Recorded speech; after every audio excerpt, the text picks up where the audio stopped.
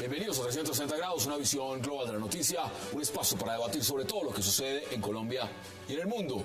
Empezamos hoy 360 hablando de la histórica reunión en Venezuela entre el oficialismo, ahora con Nicolás Maduro a la cabeza, y los líderes de la oposición, los cuales durante horas se lanzaron críticas de lado a lado. La oposición pidió amnistía a presos políticos y mayor respeto hacia las protestas. Desde el chavismo, el presidente del Congreso, Diosdado Cabello, defendió los grupos civiles armados chavistas, y así estuvieron durante 6 horas llenas de reproches los unos hacia los otros. ¿Qué viene para Venezuela luego de este primer diálogo? Hoy debate en 360. Y también esta noche hablará con nosotros un exdirigente gremial considerado uno de los hombres más poderosos del país, que durante décadas le habló al oído a muchos presidentes. Nos referimos a Fabio Echeverry Correa. El exhombre fuerte de la ANDI habla en 360 de política, ahora que es asesor de campaña de Oscar Iván Zuluaga, y nos da su opinión sobre cómo ve las elecciones presidenciales, de por qué salió de la Junta de Ecopetrol, de seguridad y, ante todo, de cómo ve la industria colombiana. Hoy Fabio Echeverry Correa habla en 360 y no se muevan, que ya en segundos empezamos el debate.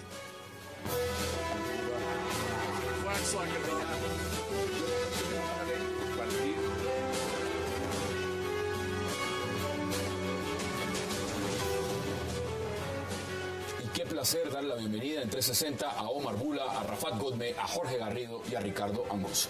Caballeros, qué placer tenerlos en esta mesa. Rafat, ¿cómo vio usted esa reunión en Venezuela entre el oficialismo y la oposición? Bueno, ante todo, un cordial saludo para todos a la mesa. Y en buena hora llegó, ciertamente. Para comenzar, me gustaría decir que es una iniciativa seria. Y como iniciativa seria quedan demostradas varias cosas. La primera, que en efecto las personas que no se han tomado en serio el proceso político en Venezuela se ha confirmado que han quedado marginadas. Me refiero específicamente a María Corina Machado, a Leopoldo López, que son 2 líderes de la Mesa de Unidad que lo único que han hecho es incitar a la violencia, no condenar la violencia, llamar a un derrocamiento del gobierno, a un cambio radical. En cambio, queda demostrado que hay otro tipo de liderazgo en la Mesa de Unidad que en efecto se ha tomado en serio. Buscar el cambio, como en efecto es muy lógico, muy legítimo, como son, por ejemplo, el señor Ramos Alup, de la Alianza Democrática, el señor Enríquez, que tampoco se lo ha tomado tan en serio, pero participó por lo menos del COPEI. Y sobre todo, queda demostrado que el señor Capriles Radonsky es un brillante y astuto político en la oposición venezolana. Y demostró también claramente que, como buen astuto y político que es, se desligó desde un primer momento del sector violento de la oposición. Ahora, independientemente de que se vaya a fracasar o no en la convocatoria del martes, el hecho es que me parece una iniciativa seria. No, ha dicho muchas cosas. Ricardo, Omar, ¿ustedes están de acuerdo? No, yo no estoy absolutamente de acuerdo. Yo tengo la visión contraria. Ha demostrado, los monólogos de Caracas han demostrado la incapacidad del régimen por cambiar, la faz más brutal del régimen, que sigue defendiendo la represión, el no regreso de los exiliados, y los que para mí son los líderes morales son los otros. Son María Corina Machado y son Leopoldo López. Son los líderes morales, porque en las crisis y en esos momentos es cuando se revelan los grandes líderes. Y el que ha quedado desautorizado ha sido Capriles. Y además hay otra cosa más importante, es que la división de la oposición es total. Hoy he podido ver al alcalde de Caracas claramente criticando los monólogos de Caracas, porque esos son monólogos de Caracas. Ahí no hay ningún diálogo. El régimen ha dicho que no va a cambiar en nada. Creo que se leyó de memoria el ABC y el País. No me he leído nada. A lo mejor he leído El Tiempo y El Espectador. Son los monólogos. A mí me ha recordado mucho a Caguán. Creo que Capriles es el Pastrana de Caracas. A mí me ha recordado al Caguán. Está en vía muerta ese proceso, porque no hay ningún proceso, ni hay ningún diálogo, y lo dijo ayer Cabello, que no es un animal político, es una bestia política, porque decir desde el principio que no va a haber ningún cambio, en Venezuela, entonces ¿para qué se sientan a dialogar? ¿Qué diálogos son esos? No, yo pienso que hubo de todo en las intervenciones. Hubo gente muy radical de las dos partes, hubo personas más moderadas y hubo algunos que prácticamente no dijeron nada. Yo creo que es algo que nunca había ocurrido, es un fenómeno nuevo, que la izquierda o la derecha, uno en el gobierno y otro en la oposición, se sienten y se transmite por televisión. Me parece que es un precedente. que América Latina ha intervenido, UNASUR, que por supuesto es partidario del gobierno de Maduro, y ha intervenido no para apoyar, inicialmente creo que apoyó un poco, pero después para buscar una negociación, porque si no buscamos esto, ¿qué podemos buscar? La guerra. Si esto fracasa, viene la guerra en las calles. Bueno, pero es que ya estamos viendo algo desenfrenado, masivo, porque Maduro no va a soltar el poder. No lo va a soltar. Ahora, perdón, lo que no veo es que se busque como un punto intermedio. Por ejemplo, no hay centro. No hay centro. Unas elecciones anticipadas, un referéndum.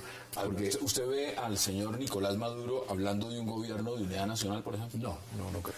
Omar, ¿usted cómo vio esa reunión de ayer? Bueno, yo comienzo diciendo que cuando ahora estamos en órbitas diferentes, es un problema cósmico. Afortunadamente, una abrumadora mayoría de gente en América Latina parece estar en mi órbita. Afortunadamente. Muy afortunadamente. No, primero digamos de qué estamos hablando. Aquí no estamos hablando del diálogo, como ya lo dijo, estamos hablando de una plataforma de catarsis colectiva, ¿no es cierto?, que ha sido menos buena o más buena para uno u otro lado. Es un diálogo, yo soy negociador profesional. Un diálogo implica, primero que todo, el elemento confianza. Se tiene que construir confianza, ¿no es cierto? La construcción de confianza es totalmente nula. No puede dar confianza a un gobierno que tiene la economía en pedazos, que ha reprimido al pueblo, no puede dar confianza a un gobierno que ha desperdiciado los recursos nacionales, no puede dar confianza, no hay confianza. Otro elemento clave es la legitimidad, ¿sí? Y los intermediarios, tal vez el Vaticano lo consideren muchos legítimos, yo lo considero legítimo en este caso en particular, y dada la persona que encabeza el Vaticano en este momento. Sin embargo, la UNASUR no es legítima. La legitimidad, si las dos partes no reconocen la legitimidad, es un problema. Ahora, los cancilleres de Brasil, de Colombia, como mediadores ahí o como garantes, ¿no le ve usted? No, Brasil y Colombia me parecen a mí que no están exactamente en la línea más neutral, sí, de la política actual de América Latina. Colombia, especialmente nuestra ministra, ya se la dio del lado venezolano, y los brasileños claramente hacen parte del círculo del Foro de Sao Paulo. Los diálogos, como la paz, en el caso de Colombia, son términos muy nobles, muy nobles. A mí realmente me enoja que juguemos con la nobleza de estos términos, porque los diálogos, como tal, también son un instrumento, y un instrumento mal es un arma que puede ser utilizada, y los propios textos comunistas, ¿sí?, desde la época de Lenin, sí, que es lástima que sea tan mal representado hoy en día por esta cantidad de líderes de pacotilla, ¿sí?, dicen, el diálogo es una manera de ganar tiempo, ¿sí? Aquí no hay diálogo, aquí no hay nada, la seriedad, Aquí lo que trataron de mostrar fue eso, y empecemos a ver declaraciones. Empecemos por Enrique Capriles Radonsky y luego iremos viendo las demás, incluido el presidente Nicolás Maduro. Veamos declaraciones. Nos duele Venezuela, queremos que este problema se resuelva, pero ustedes hablan de reconocimiento, ustedes hablan de respeto. Respetemos la Constitución, respetemos, dejemos la represión, dejemos las persecuciones.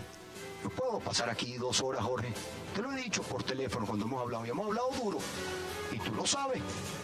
Hemos hablado duro como tiene que ser, pero con respeto, Jorge, con respeto. Ni yo te he faltado el respeto a ti, ni tú me lo has faltado a mí. Igual te lo digo, Nicolás, hace 4 horas, y con esto termino, lo digo aquí delante de los cancilleres, hace 4 horas, y te lo mandé a decir con Arreaza, y te lo mandé a decir con Rodríguez Torres.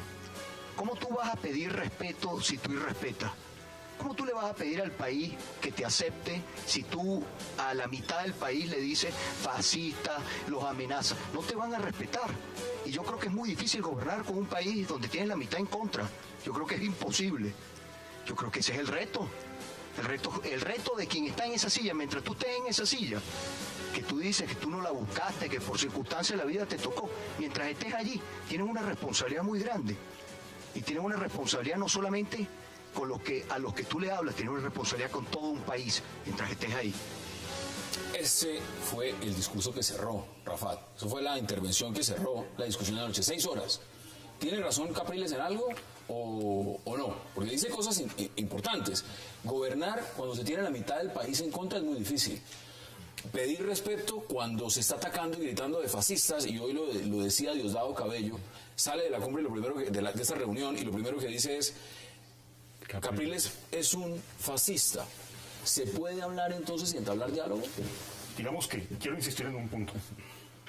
El solo hecho de que el presidente Maduro haya aceptado la mediación de UNASUR, el solo hecho de que el señor Maduro haya invitado a la oposición a sentarse hace unas 4 o 5 semanas, y el solo hecho de que la oposición, a la cabeza del señor Capriles, haya aceptado la invitación, lo cual tampoco es raro porque el señor Capriles viene negociando y reconociendo tácitamente el gobierno de Venezuela desde diciembre y enero último. Eso demuestra que, en efecto, hay sectores en Venezuela que quieren avanzar. Ahora, quiero aclarar una cosa. En efecto, el día de ayer y la madrugada de hoy no se estaba dialogando. Simplemente fue una invitación a llevar las agendas de cada uno. A decir, no había negociación. A confrontar. Exacto, no se estaba negociando. No se estaba negociando. Es que hizo tan serio en la oposición, de hecho hay que reconocerlo, que si hubieran puesto condiciones antes de ir a negociar, pues entonces sencillamente el gobierno no hubiera aceptado la mesa. La política es escenificar, y se está escenificando, desde luego, esto. Se está escenificando un diálogo que es una maniobra de distracción. Y yo les recuerdo a todos ustedes que estamos en el mismo punto que el 18 de diciembre. El 18 de diciembre, Maduro recibió a los gobernadores, a los alcaldes y a algunos líderes de la oposición. 2 días después, o 3 días después, lo ha recordado hoy el alcalde de Caracas, ya estaba llamando a los fascistas, insultándolos, y que estaban preparando un golpe de Estado. No hay ningún golpe de Estado, ni hay caos económico, ni guerra económica, como dice Maduro. Maduro siempre está con este discurso de amigo-enemigo, recuerda mucho al nazismo alemán. El país está polarizado, totalmente eso está clarísimo, está polarizado. Y lo que hablábamos antes, yo creo, es que no hay centro, son posiciones tan radicalmente opuestas y sin ningún centro, sin encontrar ningún centro entre esas dos posiciones, que va a ser muy difícil llegar al punto de consenso. Pero hay un tema muy interesante a debatir, es el siguiente. Cuando se habla de polarización pueden existir polarización política, es decir, 2 tendencias. Pero en Venezuela, y lo dicen los propios venezolanos, lo que hay ya es un sentimiento de odio. Es odio de un sector hacia el otro y del otro. Es un sentimiento de odio. Desde el gobierno. Es decir, por supuesto, es una división promovido marcada. desde el gobierno. En ese momento, y por eso planteo la situación, el sector de los estudiantes dice, yo no me siento representado con esa mesa que habló ayer. Hay un sector que tiene presos políticos que dice, yo no me siento representado. Hay un sector como el de Leopoldo López o María Corina Machado dice, yo no me siento representado. El alcalde de Caracas también. Exacto, Antonio Ledesma. Entonces, que es la minoría. Bueno, esa es la pregunta. Entonces, ¿se está hablando o hablaron realmente de la oposición de la Mesa de Unidad Democrática a los que tenían que hablar? ¿O están divididos? Ese es prácticamente el planteamiento. Están divididos, eso es claro. Están divididos, hay varios sectores. Pero también escuché de la parte del gobierno, las declaraciones de Diosdado Cabello son realmente peligrosas, no me gustaron. Muy radicales. Muy radicales. Y de ahí a una posición militarista es un paso nada más. Mire, la situación está muy candente en ese sentido. Las dos posiciones están muy alejadas, no hay un centro. Y luego tú tienes experiencia, eres cubano, y sabes, por ejemplo, todos los procesos de Europa del Este, que es muy interesante examinarlos. En los 6 países de Europa del Este hubo transiciones y conversaciones. Polonia, en Hungría las hubo, las dos partes tuvieron que ceder. O sea, cuando el gobierno comunista polaco... si no se cede, no hay negociación. Si no se cede, no hay negociación. El gobierno polaco dijo, vayamos a unas elecciones, pero conserva un número de escaños para el Partido Comunista Polaco. Vayamos a unas elecciones y permitamos a los partidos políticos y a los exiliados regresar. Pero ustedes creen, y yo la pregunta que hago a la mesa y lanzo, que el régimen de Maduro va a hacer concesiones. Bueno, escuchemos qué dijo Nicolás Maduro y volvemos a la mesa. Escuchemos qué dijo el presidente de Venezuela. Hay un plan muy maligno, pues. Los Estados Unidos no deberían meterse en eso. No deberían meterse en los asuntos internos de Venezuela, amenazándonos con sanciones. O dialogan o nos sancionamos, sanciónennos.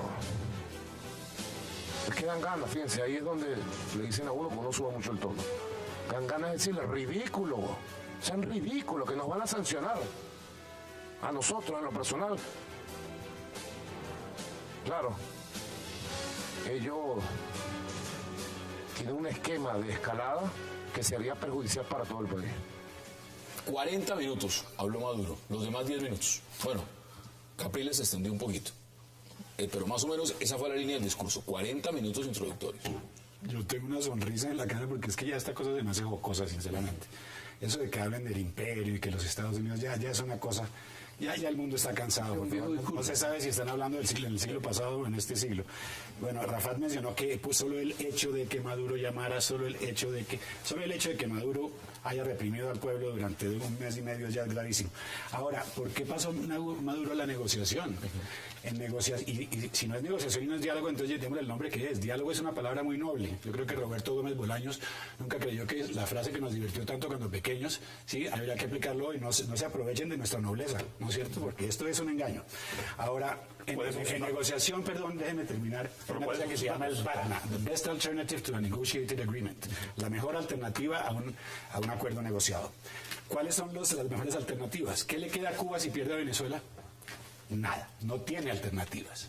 Venezuela sí tiene alternativas y no tiene nada que perder, porque ya le han quitado todo su honor, toda su dignidad y todas las imágenes, todos los argumentos. Es decir, el mundo entero, ya la prensa internacional solo hay 3, 4 periódicos marginales y unas cuantas personas también que defienden esas teorías. O sea que no nos engañemos, no se aprovechen de nuestra nobleza, por favor. Ya le voy a dar la palabra a Rafat. Tengo que ir a una pausa y hablo con usted inmediatamente el siguiente bloque. Vamos a la pausa en 360 y ya regresamos.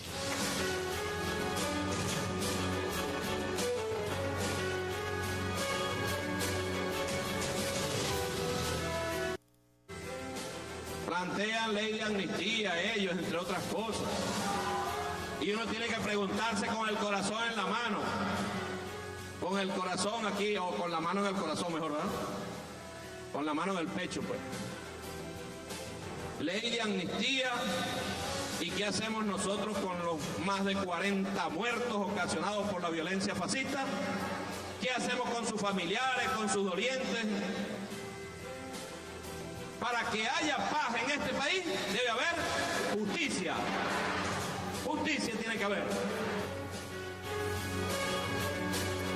Regresamos a 360, eso dice Diosdado Cabello, presidente de la Asamblea Nacional de Venezuela. Rafat. Bueno, me parece que en efecto no se puede hablar de represión a secas ni cosas por el estilo, porque sería muy simplista. En primer lugar, en Venezuela han fallecido unas 40 personas ocasionadas directamente por la crisis política o la violencia política. De esas 40 personas, 23 comprobados por fuentes independientes fueron asesinadas en las barricadas por parte de los guarimberos. 23, o sea, más del 50% de las muertes violentas en Venezuela han sido ocasionadas por el sector minoritario de la oposición violenta, irresponsable, que no representa ciertamente los líderes de la mesa de unidad que estuvieron ayer dialogando en Miraflores.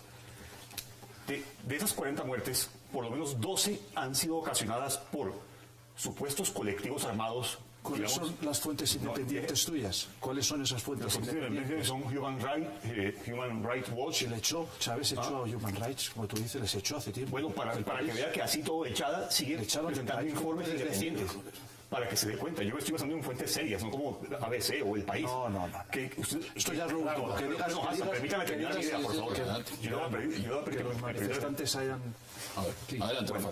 Esas fuentes independientes serias que he consultado han dicho que 12 de las 40 muertes violentas han sido ocasionadas por colectivos armados. Me refiero a los grupos del 23 de enero, del barrio 23 de enero en el oeste de Caracas, Carapaica, Alexis Vives, Simón Bolívar, etcétera, etcétera. De los cuales, digamos, unas 6 han sido comprobadas que fueron ocasionadas por la Guardia Nacional Bolivariana o el SEBIN, el Servicio de Inteligencia Bolivariano. Es decir, eso no se puede negar. Es decir, según lo que usted plantea, Rafat, la gran mayoría son causados por la oposición. ¿Qué es lo que está diciendo? Pero un sector minoritario de los guarimberos. Los guarimberos. Sí, o sea, que es un sector que ha rechazado la oposición seria. Ahora, ustedes están claro. No, como ¿cuál es la conclusión? Para poder decir un análisis serio en torno a la violencia política en Venezuela, lo primero que hay que decir es que la violencia proviene de 2 fuentes, y no solamente de una, de la represión estatal. Yo tengo otra cifra. ¿Cuál es la No es la misma, pero la mía no es tan pequeña. Trata con cantidades más grandes. Las suyas se basan en CNN. 14 años multiplicado por 25.000 muertes anuales a causa del gobierno, da 400.000, casi 350.000 personas por la violencia, sí, por la decadencia de Venezuela, por la decadencia de la situación de seguridad. Entre 400.000 y las 23 que usted está mencionando, me parece que hay una diferencia muy grande. Eso no tiene sentido hablar de eso. En este momento hay una crisis muy grave para estar poniéndole 4 muertos a uno y 4 muertos al otro. Es totalmente irrelevante. ¿Tú tenías algo que decir? Sí, también tenemos 1000 detenidos, tenemos exiliados, tenemos esas cifras de inseguridad, según el Observatorio Venezolano para la Violencia, 25.000 muertos el año pasado, pero es que la violencia sigue en aumento, es una bola de nieve no se que baja y no se consigue que se rebaje. ¿Quién es responsable en este momento? Fija la responsabilidad del gobierno. Pues el gobierno tiene la política de seguridad, inmediatamente tendría que manejar absolutamente todo. Yo creo que, las dos partes no están controlando la violencia. Ninguna de las dos. Los líderes de la oposición no controlan la violencia. Se le va de las manos. Y el gobierno tampoco. Controlar la violencia con palos, con escobas y con armas hechas en casa, con la violencia de las Kalashnikov. Está bien, pero no hay control. Los líderes de la oposición, yo no creo que exactamente la promuevan, pero tampoco la controlan. Hay una simetría entre los medios policiales y los colectivos armados, como hemos visto en las imágenes de policías con los colectivos. Hay una simetría total. total. Una pregunta. Podemos decir que algún miembro de la oposición tiene armas, pero no podemos comparar con el operativo o los cuerpos de seguridad, El las milicias canciller de bolivarianas. Venezuela, Elías Jagua, también habló. Escuchemos qué dijo. Ahora bien, se trata de que a partir de este momento construyamos una agenda para abordar los problemas de la coyuntura, pero los problemas estructurales que han llevado a 15 años de que la contradicción entre dos modelos que son radicalmente opuestos, de cuando en cuando adquiera estas características violentas impulsadas por algunos de sus sectores. ¿Cuál es el elemento central? Las causas. El reconocimiento. Porque una fuerza democrática que participa en el juego democrático, si gana, ganó, y el que pierde tiene que reconocerlo. Uno de los temas fundamentales es ese. Le voy a explicar por qué. El 14 de abril, una fecha importante, realmente es cuando se dice si las elecciones fueron legítimas o no. Capriles decía, yo no estoy muy convencido de la legitimidad porque no se hizo el reconteo. Y a partir de ahí dice, hay una nueva Venezuela. Una Venezuela que está más dividida que nunca. ¿Será que el problema empieza ahí? No, yo creo que viene de antes. Viene la lucha de dos modelos realmente. Bueno, el modelo de Maduro no es ningún modelo, yo creo que es real. El socialismo del siglo XXI no existe. Creo que es un gran invento teórico que incluso no comenzó ni en Venezuela. Son algunos teóricos europeos, algunos consejeros europeos. Pero yo pienso que fue la lucha por implantar un modelo que no existe, que ha fracasado en primer lugar económicamente, por sustituir un modelo que tampoco sirvió, porque en Venezuela antes había una gran bolsa de pobreza, si había corrupción. Chávez aprovechó esa gran brecha que había con un caudillo, con las características que tiene él de liderazgo, y puso a los pobres a votar. Ese modelo sigue ganando las elecciones en Venezuela. Sigue ganando las elecciones. Fracasado o no, por un sigue ganando las elecciones. Ahora, pero no sé si la va a seguir ganando. Yo creo que estamos reduciendo la democracia a ir a votar cada 4 años. La democracia es un sistema de pesos y de contrapesos, es un sistema de separación de poderes. Yo lo de los argumentos que dan los chavistas. Los chavistas dicen, es que ellos reducen la democracia a votar. Eso es como en la época de Hitler. Hitler ganó las elecciones democráticamente, pero después destruyó la institucionalidad.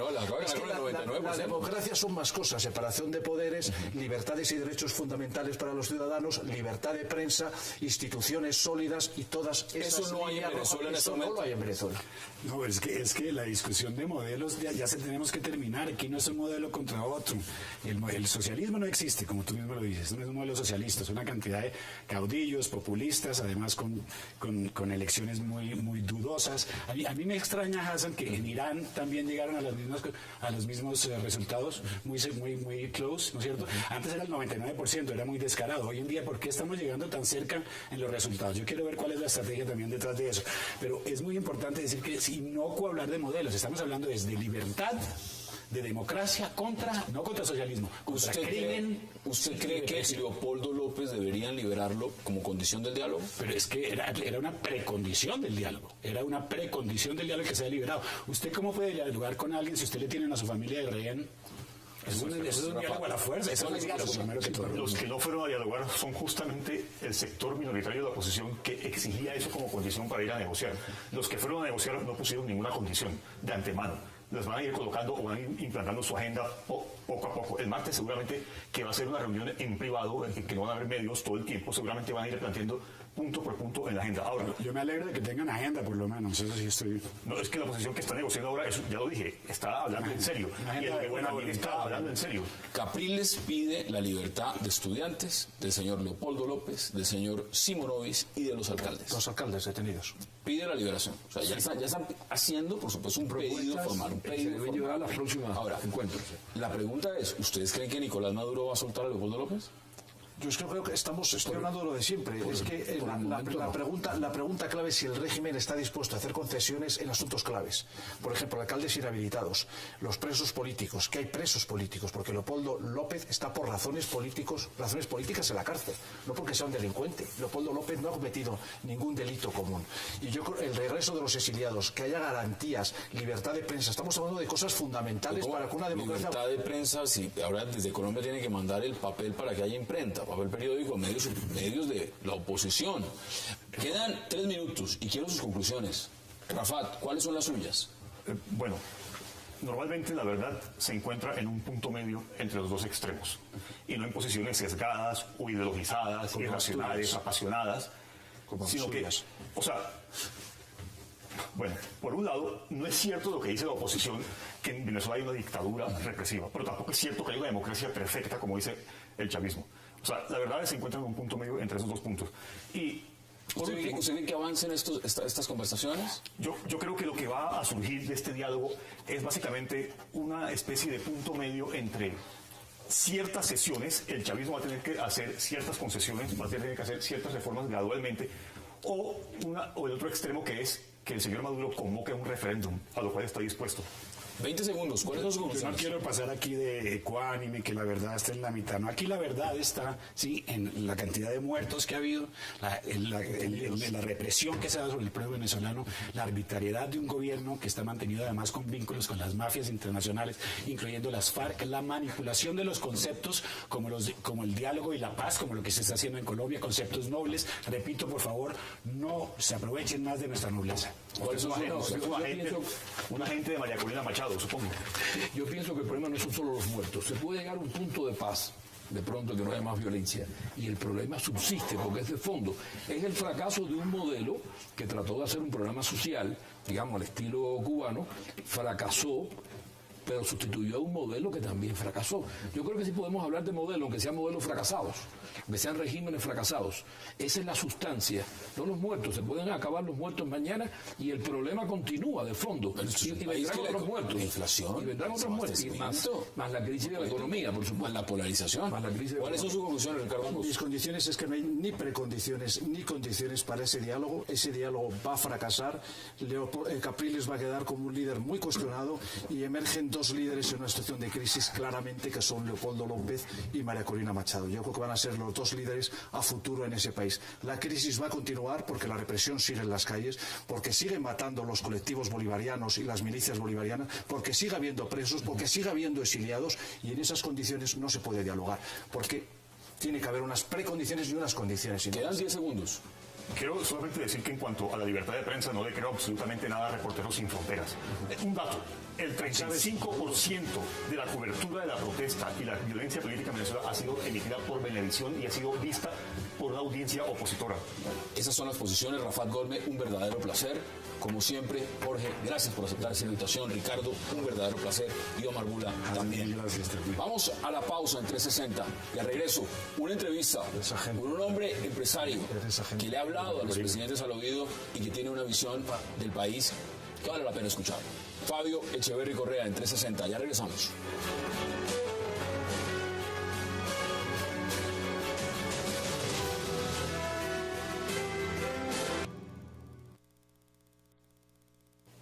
Bienvenidos a esta entrevista exclusiva en 360 grados con Fabio Echeverry Correa. No solo un empresario, sino hoy en día también uno de los hombres que más conoce el tema de la campaña política de Óscar Iván Zuluaga.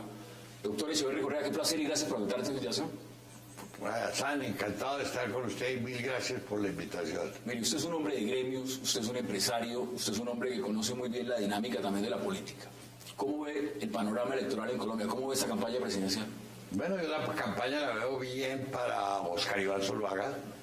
Creo que de pasar de un desconocido total, porque Óscar no estaba activo en una campaña de estas, al momento actual significa un progreso bastante grande en muy corto periodo de plazo y con muy poca publicidad, porque en primer lugar hemos tenido una gran cantidad de resistencias oficiales en contra.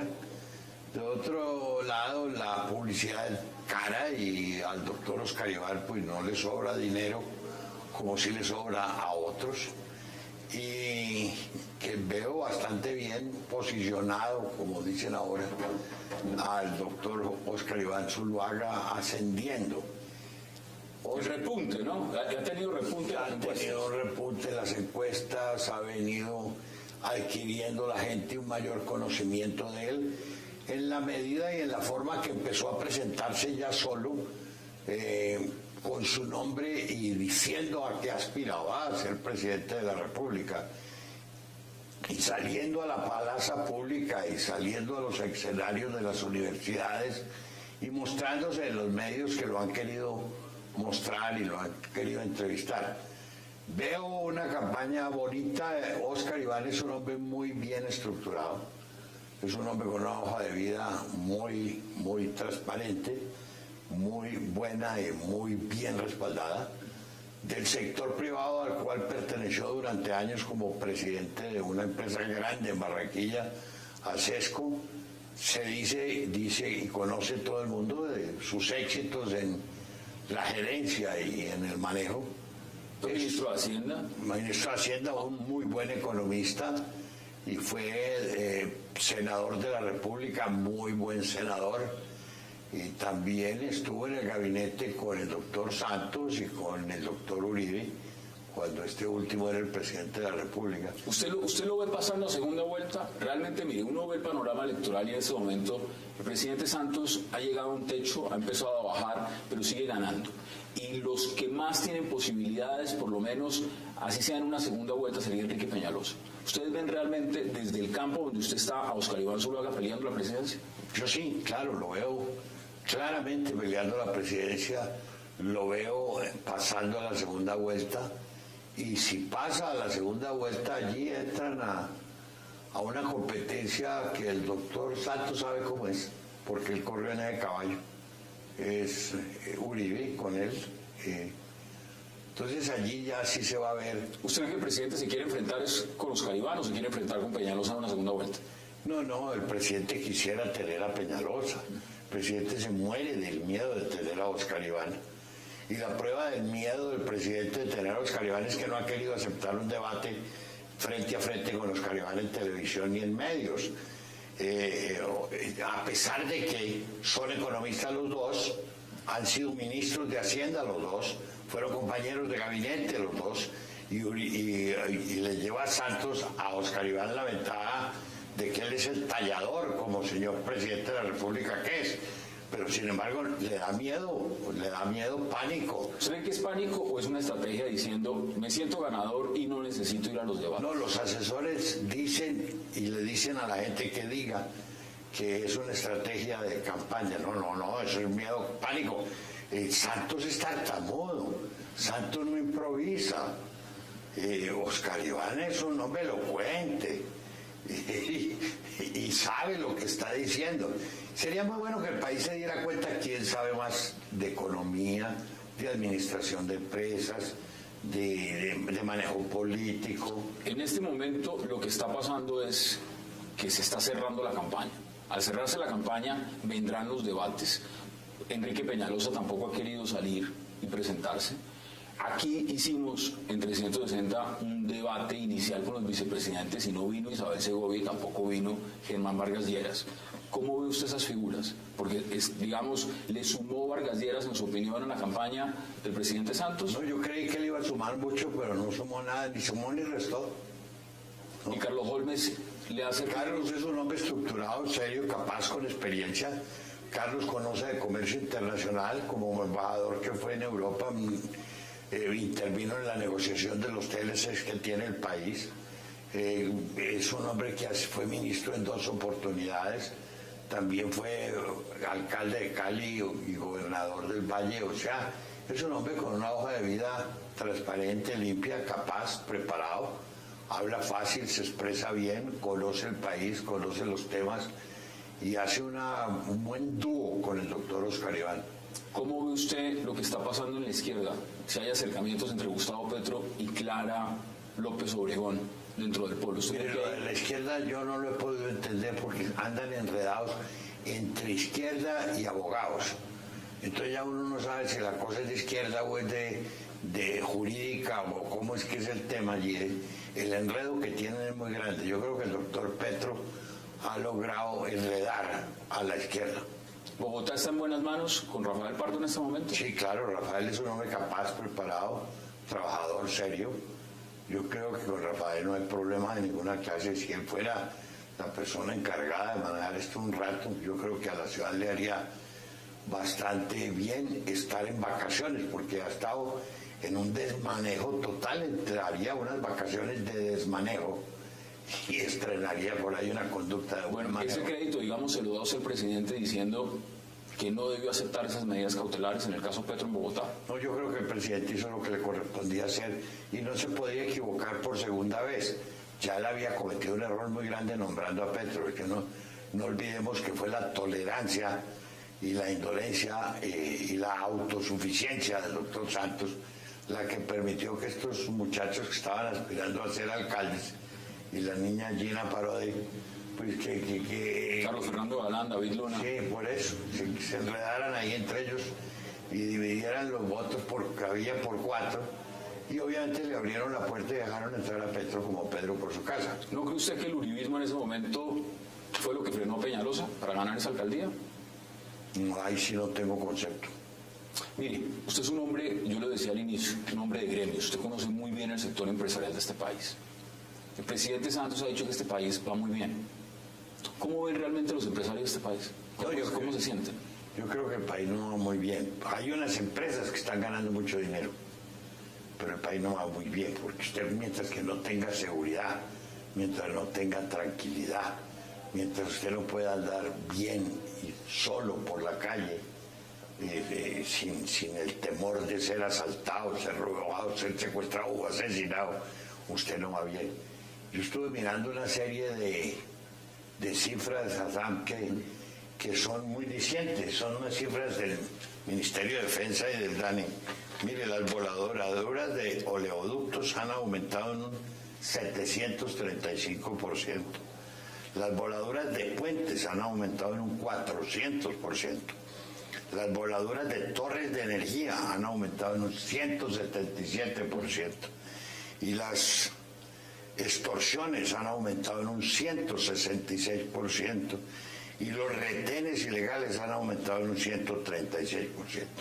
Luego, yo no sé dónde están las cosas buenas. Usted no ha hablado ahí no incluye Buenaventura. Ah, no, ahí no está Buenaventura, ni estoy poniendo a Tumaco, ni estoy poniendo otros sitios muy especiales del sector de los llanos orientales. No. Estas son las cifras oficiales del DANE que corresponden a meses pasados. Pero lo que tienen montado en Tumaco y en Buenaventura es un desorden total. Hombre, y hay una cosa bien curiosa y simpática. El presidente cada rato dice, por ejemplo, en Bogotá dijo hace 8 o 15 días, y voy a mandar 300 policías nuevos mañana para Bogotá para garantizar la seguridad. Como si los policías los pudieran coger como coseche mangos o de naranjas o de mandarinas en los árboles. 300, vaya 300 y mándenlo en un costal para allí. El alcalde Gustavo Petro dice que eso estaba en su plan de Bogotá humana. No, mire, eso no es nada nuevo. Los policías salen de las escuelas de policía. Yo creo que ya se dieron cuenta, entonces tuvieron que traer ejército por acá. Error grave, además. Error grave. ¿Le gusta esa propuesta? No, la de traer el ejército, poner el ejército a que responda por la seguridad ciudadana en las calles, de algo que los muchachos que están prestando servicio militar no tienen por qué saber si no han recibido esa instrucción. No, es irresponsable poner el ejército a manejar pues, las tareas de la policía. ¿Cómo ve? Y ojo, que le iba a terminar. Y no se puede decir que se traen 300 policías para Bogotá mañana, porque como no los coge de un árbol como cosecha mandarinas, los tienes que traer de las ciudades del país. Entonces los tienen que quitar de Antioquia y del Valle del Cauca y del Tolima y de la costa. Y donde los quite, allá arma un hueco y allá deja un flanco para que la delincuencia allá se divierta unos días a costillas de los policías que traen para acá. ¿Usted cree que el tema de seguridad, y eso se lo critican mucho al uribismo, se lo critican al Centro Democrático, ese discurso de que se necesita seguridad y seguridad y seguridad es lo que no deja avanzar también en la campaña a Oscar Iván Zuluaga? Es decir, que el país tiene otros frentes de lucha. El presidente Santos ha dicho que hay que invertir en expansión del comercio, que hay que mirar el proceso de paz, que hay que mirar otras expectativas y no solo el tema de seguridad. ¿Qué dice usted al respecto? No, es que uno no puede hacer esas cosas si uno no tiene seguridad. Eso es como no puede coger la carretera al trote si no tiene zapatos. En este momento, usted estaba en Ecopetrol, ya no está. Salió de la Junta de Ecopetrol donde llevaba 12 años. ¿Por qué sale de Ecopetrol? El presidente mandó a decir que renunciara y yo no había sido nombrado por él, sino por la asamblea. Entonces hicieron una asamblea extraordinaria que les costó 400, un poquito más de 400 millones de pesos, hacerla con el objeto de poder reemplazarme. Me echaron y yo me fui tranquilo. Pero no fue el procedimiento normal para decirle a alguien de la Junta Directiva de la cabeza, salga de Ecopetrol. No, ni fue el procedimiento normal, ni nada que se parezca. Además, hicieron una asamblea extraordinaria 30 días antes de la asamblea ordinaria, en la cual yo hubiera salido porque se me vencía el término. Pero no era el afán de sacarme en forma inmediata. Mire, antes de que vayamos a esta Estaba pausa, aburrido conmigo. estaba aburrido, pero aburrido, Sí, tiene razón. aburrido, ¿le estaba usted haciendo oposición en Ecopetrol? No le estaba haciendo oposición, pues no estaba dejando que en Ecopetrol hiciera lo que a él le daba la gana. O sea, si por él hubiera sido, hubiera quitado a Javier Gutiérrez de la presidencia de Ecopetrol. Para poner aquí. Desde el día que entró. Él tuvo varios candidatos que después les dio ministerio. ¿Gabriel Silva? No. Hubo dos. ¿Otros? Sí. Bueno, mire, vamos a hacer esta pausa porque quiero que hablemos de otro tema que tiene que ser muy amplificado en el tema del país. Vamos a esta primera pausa en 360 grados en esta entrevista exclusiva con Fabio Echeverry Correa. Ya regresamos.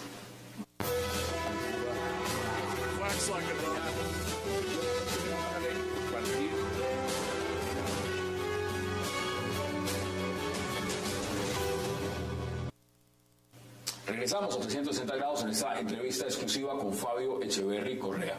Me estaba contando usted de Ecopetrol. Ecopetrol es la compañía más importante de este país.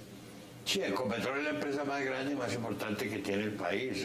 Ecopetrol, pues, en términos de comparación, es mucho más grande que los 2 o 3 grupos de empresas más grandes del país, sumados ellos. Ecopetrol sigue siendo más grande que todos ellos. Mixta. Es una empresa hoy en día mixta, eso se logró en el gobierno del doctor Uribe. La empresa, en el 2012 era una empresa que no daba utilidades, era una empresa que no producía el suficiente petróleo que el país consumía, era una empresa que tenía problemas muy graves en la administración, especialísimamente en las relaciones laborales.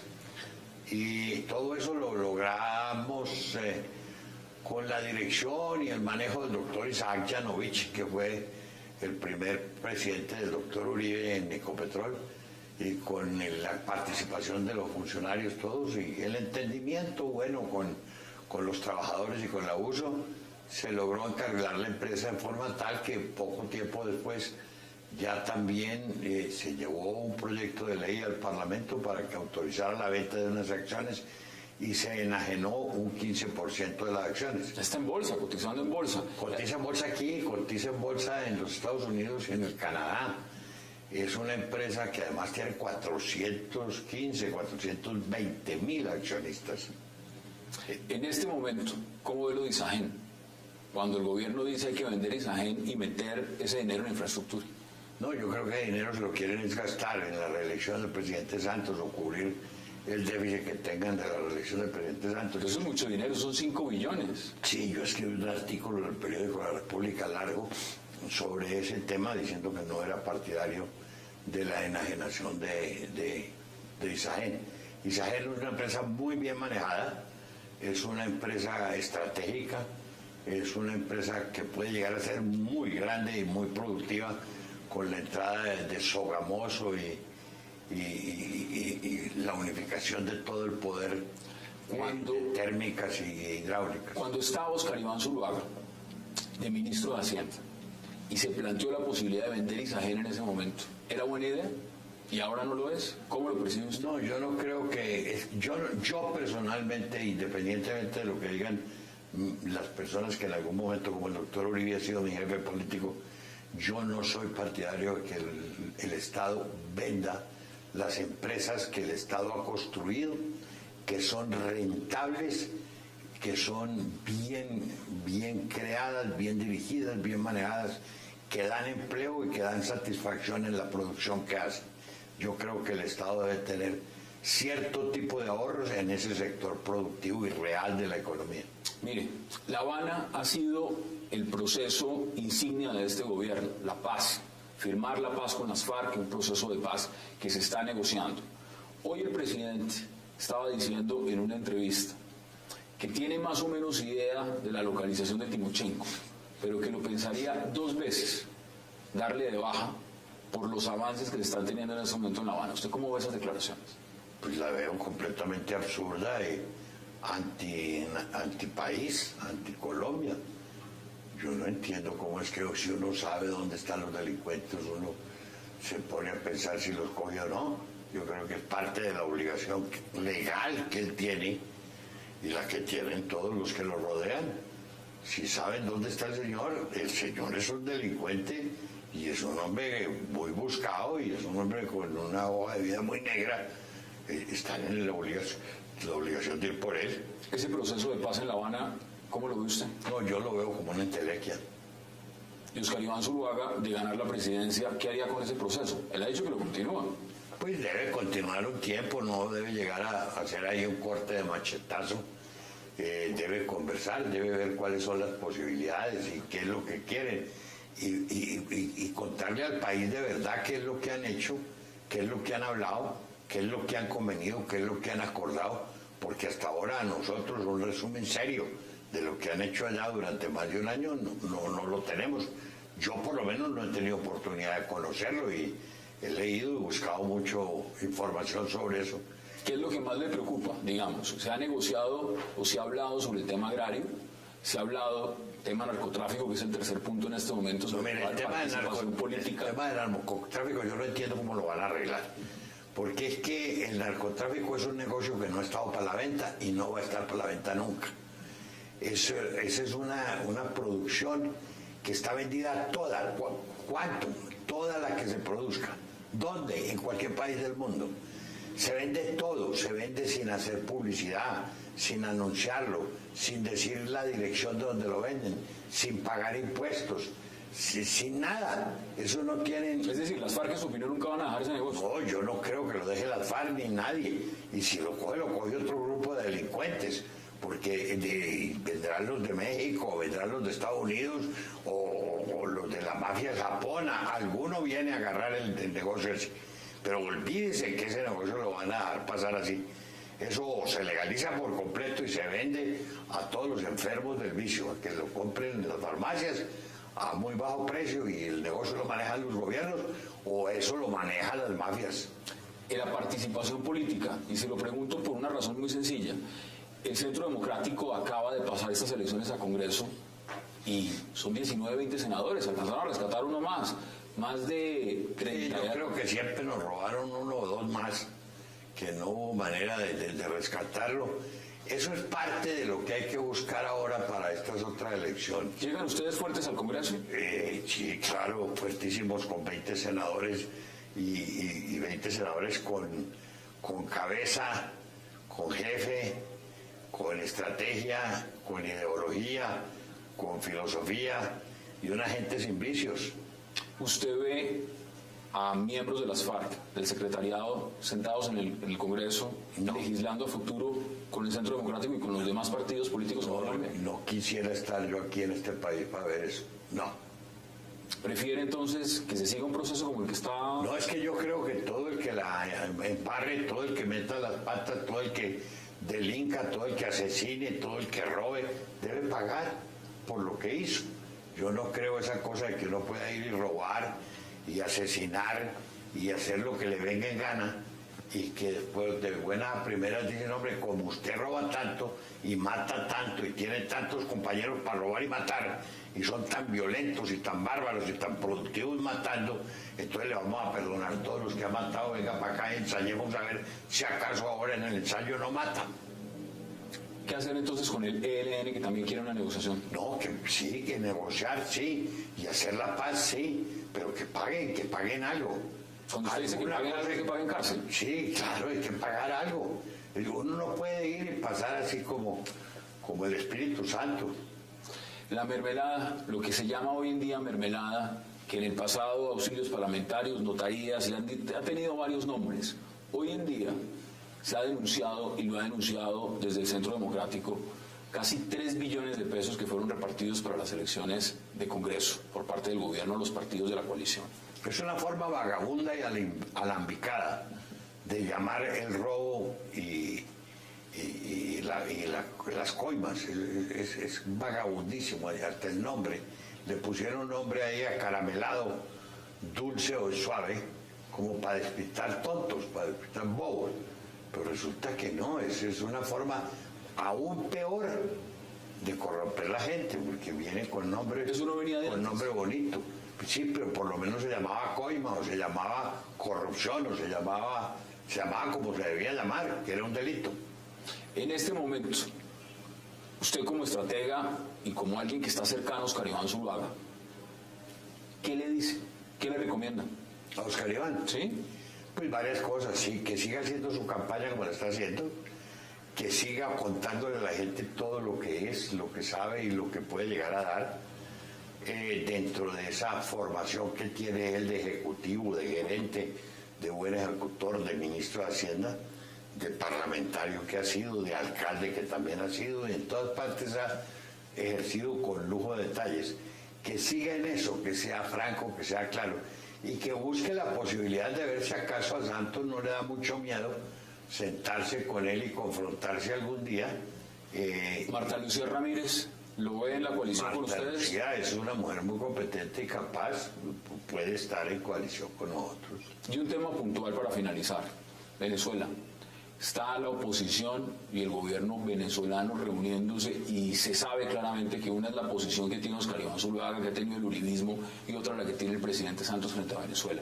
¿Cómo ve usted lo que está pasando en Venezuela hoy en día? No, lo veo horrible. Yo veo lo de Venezuela peor que lo que veía Cuba en los años 54 y 56. Pues ya Venezuela está muy podrida y muy tragada de la tierra y muy llevada, como dicen los muchachos. O sea, ahí o ya hay un viraje muy grande o no pasa nada. Yo, mejor dicho, en un extremo sería hasta mejor que dieran un golpe. Los militares de verdad, le dieran un golpe a toda esta llamada revolución que hay allá, a ver si en 1 o 2 o 3 años ponen orden y llaman a elecciones. Fabio Echeverry Correa, un verdadero placer y gracias por aceptar esta invitación. Muy agradable, te sigo contigo, muy amable y mucha suerte en la campaña, porque la estamos deseando a todos los que están compitiendo por ella. Gracias. A ustedes gracias por acompañarnos en esta entrevista exclusiva en 360 grados con Fabio Echeverry Correa. Hasta una próxima oportunidad.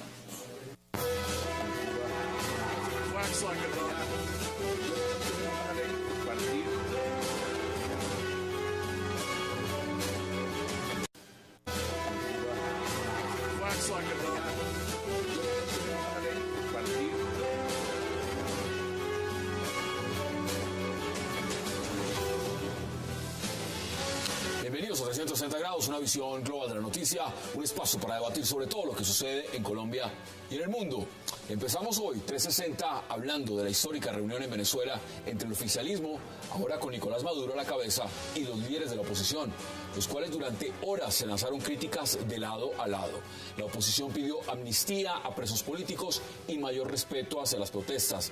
Desde el chavismo, el presidente del Congreso, Diosdado Cabello, defendió los grupos civiles armados chavistas, y así estuvieron durante 6 horas llenas de reproches los unos hacia los otros.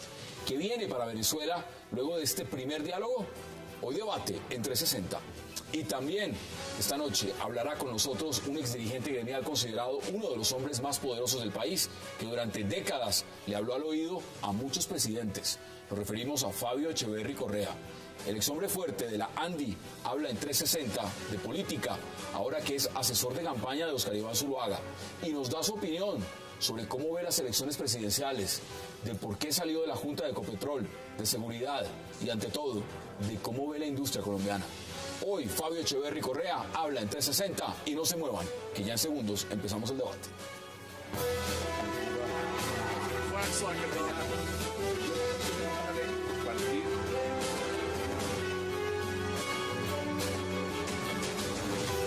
Y ha intervenido no para apoyar, inicialmente creo que apoyó un poco, pero después para buscar una negociación, porque si no buscamos esto, ¿qué podemos buscar? La guerra. Si esto fracasa, viene la guerra en las calles. Bueno, pero es que ya estamos viendo algo desenfrenado, masivo, porque Maduro no va a soltar el poder. No lo va a soltar. Ahora, perdón, lo que no veo es que se busque como un punto intermedio. Por ejemplo, no hay centro. Unas elecciones, no hay centro. Unas elecciones anticipadas, un referéndum. Porque ¿Usted ve al señor Nicolás Maduro hablando de un gobierno de unidad nacional, por ejemplo? No creo.